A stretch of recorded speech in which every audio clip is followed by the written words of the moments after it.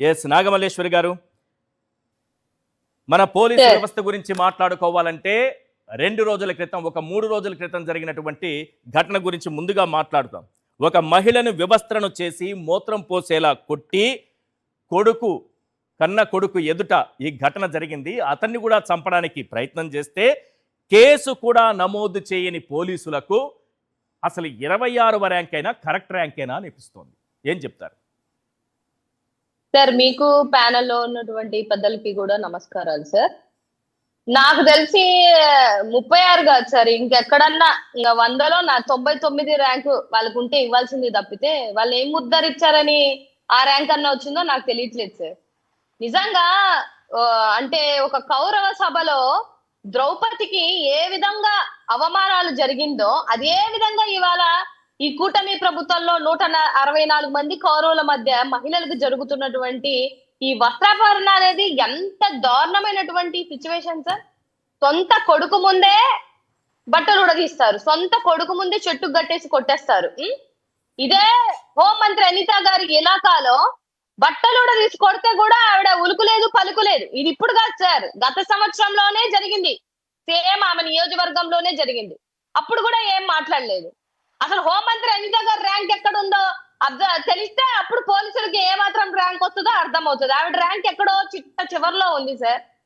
ఆవిడ ర్యాంక్ ఎలా ఉంది? వాళ్ళు వేసుకున్నటువంటి సర్వేలోనే చెక్ చేస్తే ఒక ఫైల్ ఆవిడ దగ్గరికి వెళ్తే ఆ ఫైల్ ని ఆవిడ చూసి సాల్వ్ చేయడానికి మినిమం 3 రోజులు పడుతుంది. దాన్ని బట్టి ఆవిడకి మొన్న ఆవిడ ర్యాంక్ ఇచ్చారు. ఎక్కడో 130 ర్యాంకో ఏ ర్యాంక్ లోనో ఉంది ఆవిడ. చంద్రబాబు నాయుడు గారు అద్భుతంగా టీ పెట్టి ఆమెకి ఇచ్చారంట. చాలా అద్భుతంగా ఉందంట టీ. చంద్రబాబు నాయుడు గారిని, ముఖ్యమంత్రి గారిని పొగిడారు. పొగిడిన దానికైనా మొదటి ర్యాంక్ రావాలి కదా మా హోంమంత్రి గారికి. ఎందుకు ఇస్తారు సార్? దేనికి ఇస్తారు? చంద్రబాబు నాయుడు గారు నాకు టీ పెట్టించారు. రాష్ట్రానికి కావాల్సింది అదే కదా. ఆమె టీ తాగారు, చంద్రబాబు నాయుడు గారు టీ పెట్టించారు. ఇది కదా రాష్ట్రానికి ముఖ్యం. ఇక్కడ ఎవరైపోతే మనకెందుకు? అదే అంటున్నాను సార్. ఇప్పుడు ఇవి కాదు ముఖ్యం. రాష్ట్రంలో మహిళలకు ఏమన్నా భద్రత కల్పిస్తానంటే నీకు చేతనైతే చెయ్యాలి. ఏ గుట్టి గుర్రానికి పళ్ళు దొంతున్నావు నువ్వు? ఇంతమంది చనిపోతే ఇంతమంది నేను ఒక్కటే అడగాలనుకుంటున్నా సార్. మహిళలపై నేరాలు ఇప్పుడు మొత్తం 2209. ఇప్పుడు వరకు ఇన్ని కేసులు జరిగిన ఒక్క కేసు అన్న ఆవిడ డీల్ చేయగలిగిందా?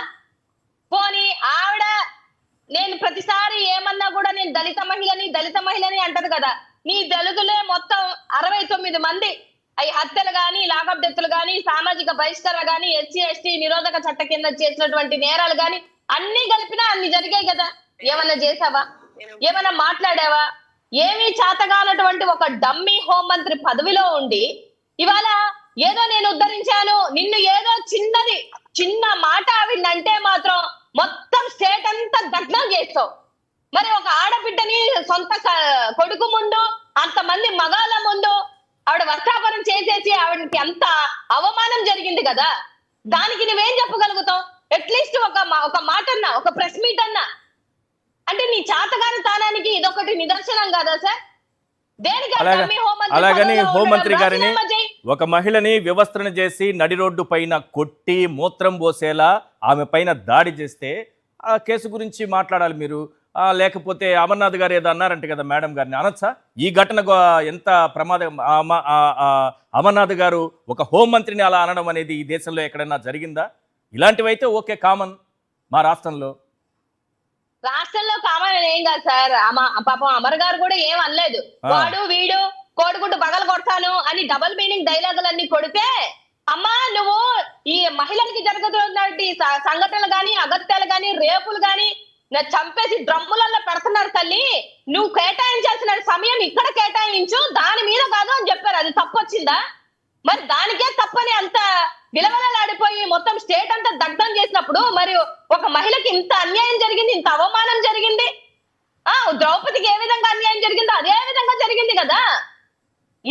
ఈ సంఘటన ఒకటి చాలదా మీరు భూస్థాపితం అవ్వడానికి? నీ సొంత నియోజకవర్గంలో జరిగిన ఉలకవు పలకవు. నీకు లాకప్ డెత్ చేస్తే నాకు తెలియదు, పెర్రెలు ఎందుకు ఇచ్చావు అంటే నాకు తెలియదు, ఒక ఆడబిడ్డని డ్రమ్ములో పెట్టి మర్డర్ చేశారంటే నాకు తెలియదు, ఆ ఫలానా వ్యక్తి తప్పిపోయాడు మేడం అంటే నాకు తెలియదు. ఇంకేం తెలుసు నీకు? ఏం తెలుసు? 70,000 కెమెరాలు పనిచేస్తున్నాయి అంటే తెలీదు. బూడిదైపోయారంటే తెలియదు. నీ నీ జాతికి సంబంధించినటువంటి ఒక దళితుడు సూసైడ్ చేసుకొని చచ్చిపోతే నీకు తెలియదు. ఇంక ఏం తెలుసు సార్ ఆవిడికి? ఇంకా ర్యాంకులు ఇలా రాకుండా ఫస్ట్ ర్యాంక్ ఇస్తారా ఏమన్నా రాష్ట్రంలో? మీరు అన్నట్టుగానే మన ఎన్ని పక్కన పెడితే, వీళ్ళు సామాజికంగా జరిగినటువంటి హత్యలు అగత్యాలు పక్కన పెడితే, సోషల్ మీడియావి 1200 కేసులు. మహిళలను చూడకుండా అడ్డగోలుగా మాట్లాడుతుంటే ఒక్క దానికి కూడా రెస్పాండ్ అవ్వవు.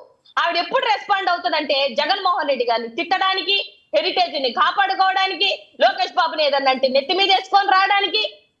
ఇందుకా సార్ ఆవిడకి షాక్ ఇచ్చారు? ఇవాళ చాలా బాధతో మాట్లాడుతున్నాం సార్. ఎవరికో ఒక మహిళకి జరిగింది అనుకుంటే కాదు కదా. ఎన్ని లోకప్ డెత్తులు జరిగాయి సార్? ఏమైపోయింది?